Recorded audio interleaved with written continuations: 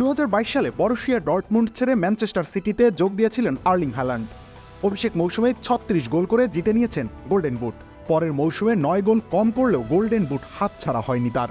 তাই তো 2024-25 মৌসুমের দ্বার প্রান্তে দাঁড়িয়ে প্রশ্ন জেগেছে, এবার কি তবে গোল্ডেন বুটের হ্যাট্রিক করবেন তিনি? ফুটবল অনিশ্চয়তার খেলা, নিশ্চিত সমীকরণও পাল্টে যেতে পারে যে কোনো সময়। সেজন্যই ভবিষ্যৎবাণী দেওয়ার কোনো সুযোগ নেই। তবে পুরনো পরিসংখ্যান আর কাগজ কলমের হিসেবে আলোচিত প্রশ্নের উত্তরটা ইতিবাচক হওয়ারই সম্ভাবনা বেশি।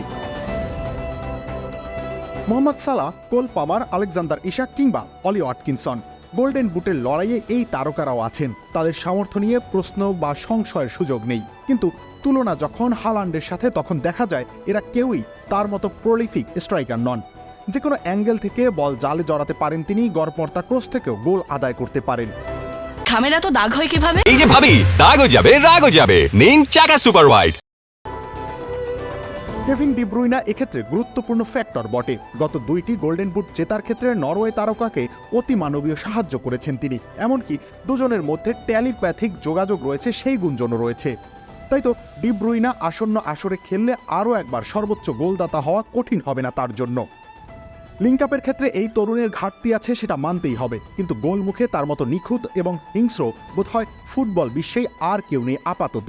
তাছাড়া আন্তর্জাতিক বিরতির সময় পুরোটা বিশ্রামে ছিলেন তিনি, তাই বাকি প্রতিযোগীদের চেয়ে বেশি সতেজ থাকবেন নিশ্চয়ই।